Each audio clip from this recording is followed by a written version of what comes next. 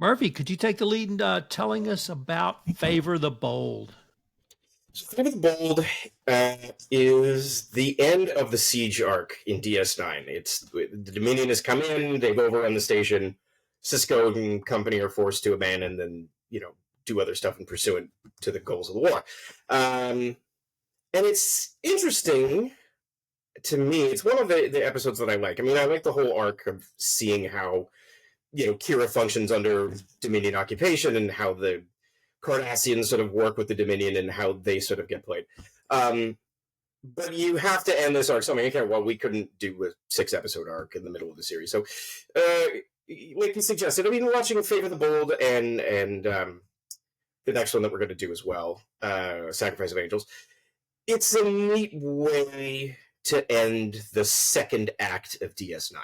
Because that's really what this episode is. It is the first of a two-parter that ends Act 2. And after this, we are going to slowly head into the sort of end game. So I thought it was kind of pivotal and important to sort of look at that and see where we're going.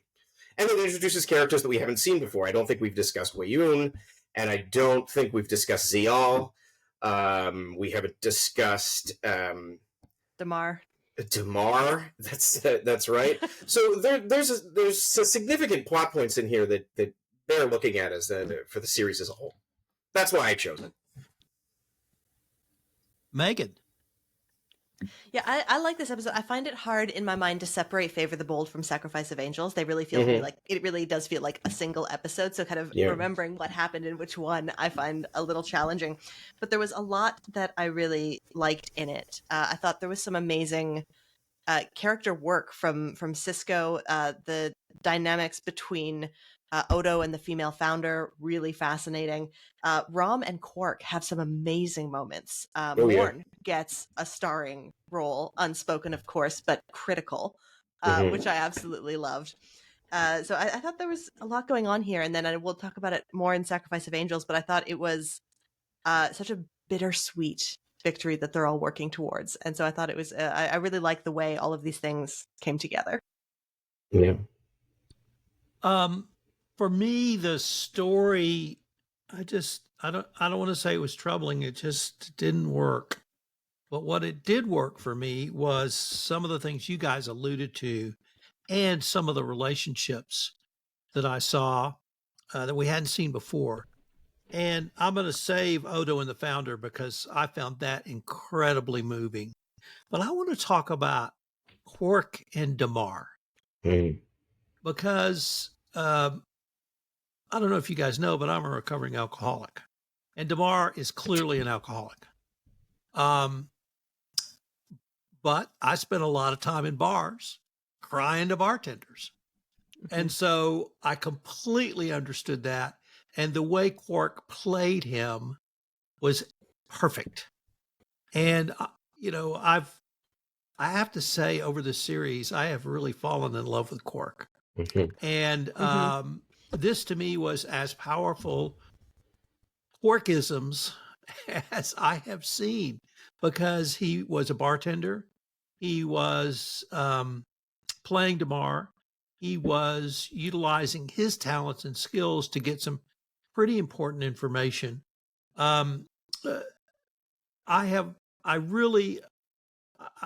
understand why I enjoyed Damar so much. I was sober I wasn't sober when I watched the series the first time, and I could clearly see the pathos in Damar that I recognized in me even back in the 90s. So I found that scene incredibly powerful. Weyoun is just he's I can't say he's evil, but he's deliciously evil. And he can't see very far, as we are discovered, and he has no aesthetic appreciation, can't hum a tune, and he concludes this is how the founders made me. And that's what gods do. And he, as much as the Jem'Hadar, sees the founders as true gods. He is an absolutely brilliant tactician. I'm not quite sure his overall strategic ability, but in protecting, honoring, and taking care of the founders, he is really unparalleled. So we had that going on. Rom and Quark. That was an incredibly touching scene. In the holding cell when they finally got to talk to him, and this is not the final evolution of Rom because he even evolves further, but this was certainly a plateau for me. How he had really evolved and now dedicated to self-sacrifice if that's what needed to be done. So I'll stop there. And Megan, I want to ask you about Zial and her father. What did you're our parenting expert, so we're gonna pitch to you on that. As a child-free woman pushing 40, I am absolutely the expert on all things child rearing. I wanted to talk a little bit about. I wanted to touch on that what you were saying about Rom and his development, because I think that particular moment was so interesting to me. Because of the conversation he was having with Quark. And Quark has come a long way, we can see in that scene too. He's willing to do pretty much anything to get Rom out of trouble. But Rom, who has embraced the idea of there being ideas bigger than himself, which we saw in Bar Association, which he talked about in other cases, and knowing that his son is at risk, and there's a whole interesting thing with the sons of these guys being replaced, Jake on the station, Nog on the Defiant. But Rom is not only willing to sacrifice himself. We knew that about him. He's willing to sacrifice Quark for the cause. And I think that's a really big step, because he hadn't done that before. Family is everything to this guy. But now he's gone from, I will sacrifice myself to the cause, to I'm willing to sacrifice you for the cause. If you die, so be it. This is war. And I thought that was such a huge thing for him. And I loved that moment between them. Did either of you kind of notice that or see anything about that? It's interesting that you touched on Jake and Rom being swapped. I've never really pictured that before, but yeah, it's completely true. It's that's an interesting dynamic. I've never thought of that. But yeah, it speaks to something about Rom. You're definitely right. Let me pick up on Jake and our all-time favorite Morn. How is it that we have technologically the most sophisticated beings, peoples, entities in the galaxy, and it's basically an overgrown teenager who figures out how to encode a message and put it in a bow on top of a present, and nobody else could figure out how to get a message out. I just absolutely love that. Yeah, I didn't pick up at that as being weird, and I think it's because I and Murphy as well, we grew up in the age where we learned how to use computers that our parents didn't know how to use. So the idea that a younger person could be like, "Oh, this technology will function in this way," and the grown-ups won't catch it. That I was like, okay, no, that's like knowing how to erase your browser history before your parents know what that tab means. I'd like to spend some time on Odo and the founder, because the only thing missing from the scene was they weren't smoking a cigarette after having had sex for 3 days. That's all that was needed to really just top it off on film noir. But they have this romp and roll of multiple days of physical sex as solids. And I think they both experience some form of physical pleasure, but almost immediately she takes Odo's hands, puts his hands above their heads, and you see the Great Link. And I've been married now for 17 years, and I get as much pleasure of hugging my wife and having that kind of physical contact as much as anything. I wasn't like that in my younger days, perhaps, but I found that physical communication, to me, it's now physical communication, which is not something I had experienced when I was younger. And I found that incredibly moving. And you almost see why the founders think they have something that they must keep and maintain. But that part for me, and Odo's very confused by this. He clearly has a deep love for Kira Nerys. He's never been able to express it before, either verbally or physically. And the founder immediately understands and feels that in Odo. How did that scene play out for you guys? I like that scene a lot. I like his when he wakes up and he's like, I gotta get to a meeting, and she's like, that meeting was like days ago, and he's just completely lost all semblance of time. And it was a really good speech that she sort of talks to Odo about, where she says, I think I wrote some of it down. She says, the concerns of solids are not your concern because you're timeless, you're a changeling. And I've watched that a couple times over and over, and I sort of came to the realization that both Odo, who hasn't experienced this lifetime in the link and this sense of timelessness before, and the female changeling, they're both drawn to the same thing, which is this, desire for order, basically, what the changelings are essentially looking for. And Odo is perceiving this through his quest for justice and law and this perfection of, social harmony that he wants to do. He does it by reading these mystery novels and being the constable and pursuing, criminals. And the female changeling and the changelings in general are doing that on a vast, timeless scale. It's the same thing for them. They see criminality and disorder on a universal scale, and because they're timeless, they're able to go out and, fix those perceived wrongs. But they're approaching essentially the same idea from two vastly different gulfs, and I thought that was really interesting. They have a very interesting relationship, those two, and it gets really quite deep. And the fact that Wei-Yun says to her later, "Oh, you're doing a marvelous job with Odo," and she's like, "What do you mean? Bringing back Odo to the founders is worth more than the entire galaxy to us." And that's really telling. Yeah. Anyway. Yeah, along those lines, I saw something pretty similar in it, because I think exactly as you were talking about, Murphy, the Odo's experience has been with solids, people who have limited time spans and a single body, and so that's how he's framed his desire for order. And it's looking at him connecting with the female founder and the Great Link in general. Like, on the one hand, it's kind of like, haha, he's being brainwashed into doing terrible things via weird sex magic. But on the other hand, there's almost this adolescence to it.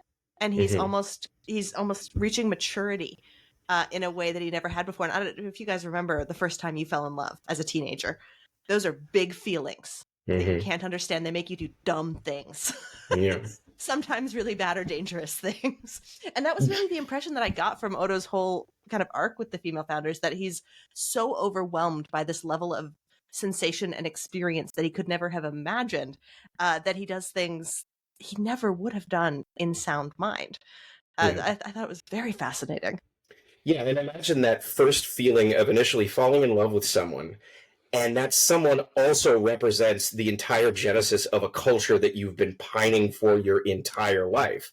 So you've got this sudden, amazing burst of intimacy, and all of the sort of baggage of finally finding your people and your home at the same time. That's gotta be, put the zap on you pretty hard. That's a lot to process. And especially in the middle of a conflict where your friends are off fighting these people. I mean, that's very heavy stuff. Is this like Data when he is given the emotion chip in Star Trek Generations, when he is completely overwhelmed by emotions? I think it's probably similar. Odo's always existed in this kind of gruff sort of outsider space, and now there's multiple sides. It's literally entire worlds of perception opening to him. But yeah, I think that's probably a sound analogy. It's probably pretty close to Data. When Data finds his brother, when he finds his father on that planet, and he has a sudden semblance that he's, has a family. Yeah, it's very close to that, I think. Yeah. Could it be like one other part though struck me is if you remember the character from TOS, Dr. Diana or Dr. Miranda Jones, and she plays a telepath, and she had to go to Vulcan to train her mind to keep the thoughts out. And Spock explains that, being a telepath, the curse of being a telepath is you hear everyone else's thoughts. And I wondered, was Odo hearing or feeling everyone else's thoughts when he linked with her physically and became part of the Great Link?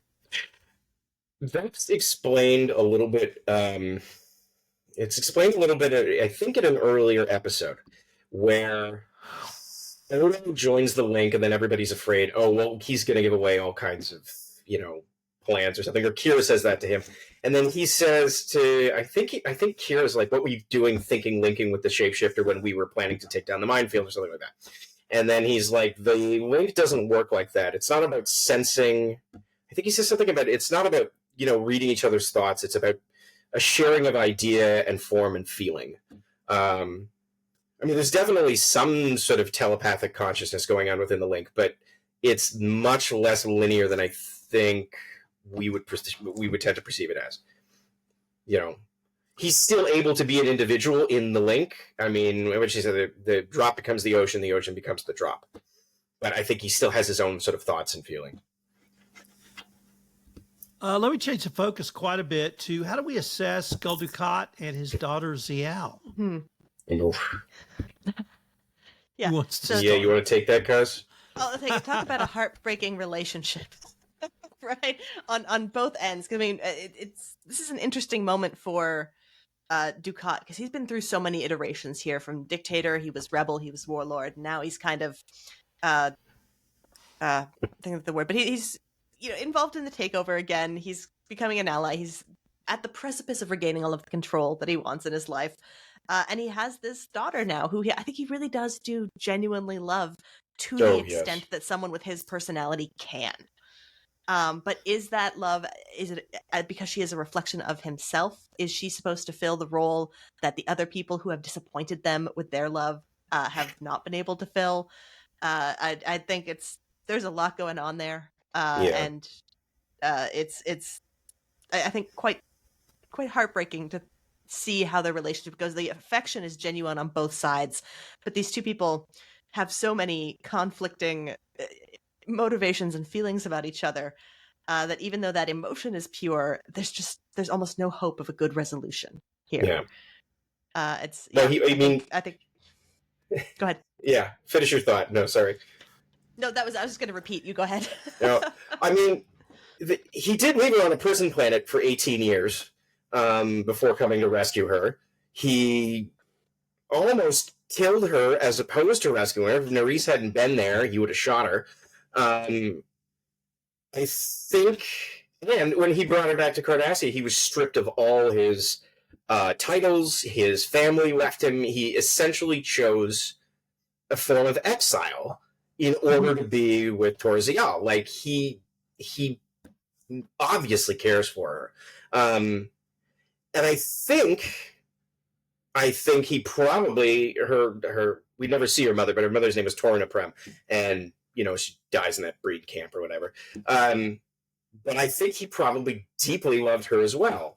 And we all know Dukat's kind of a Lothario, and he's got his, affairs with people. But, yeah, I think Zial is the closest we ever see Dukat actually loving another human being. Most of the time, he's incredibly narcissistic and self-obsessed. But I think when it comes to Zial, it's that point in his life where he's able to look past, his own sort of stuff and see things for another person. He's, as a result, extremely protective of her. When Garak is basically dating Zial, he essentially almost throws him over the promenade and goes after him.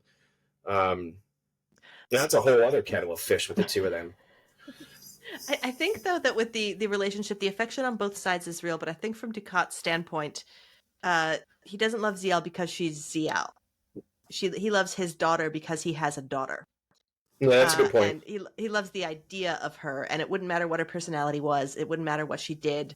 And I think that's why, like, his version of love completely is completely fine with leaving her on a prison planet for 18 years until he has time to deal with her. That in his mind does not make any difference whatsoever.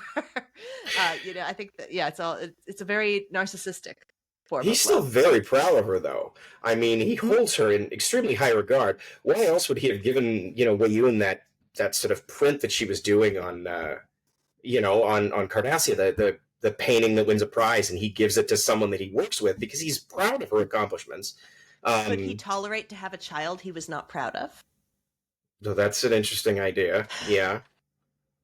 I mean, he has other kids. No, he has other kids. You just, yeah, anyway. Yeah. I didn't know he had other kids. I missed that. Let me he's 7, I think he's 7 kids, I think. Did, there was, for me, a fairly dramatic scene between Damar, Zayal, and Kira Nerys, which leads to a whoop-ass Kira Nerys puts on Dukat. And that you're right. And Megan just applauded for those listening at home in your studio. But that, when Damar goes to Gul Dukat to report this, Gul Dukat immediately sides with Kira. Like, what did you do to my daughter to provoke Kira Nerys to beat you? Is that, from that point forward, is what happens to Zial in the next episode completely presaged? Do you think Damar, and I don't want to give it completely away, but did what he did in the next episode because he was so humiliated by that entire scene? I think Damar is very, very brainwashed at this point. Damar is a Cardassian through and through. And we have only begun to see that eventual slippage. No, you talked about Damar hanging out in bars. He's an alcoholic. He's slipping into something that he can't escape. He knows, he's starting to see that the Dominion is not what it, was promised. He knows that the Cardassian Empire is slipping away, and this is what's going to lead him to, become the rebel leader later on.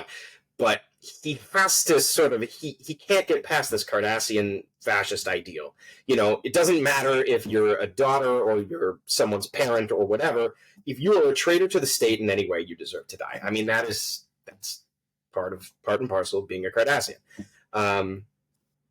And it's interesting. He can't get past that. I mean, but this is why he sort of slides deeper and deeper and deeper into despair until eventually he just cracks and does something about it.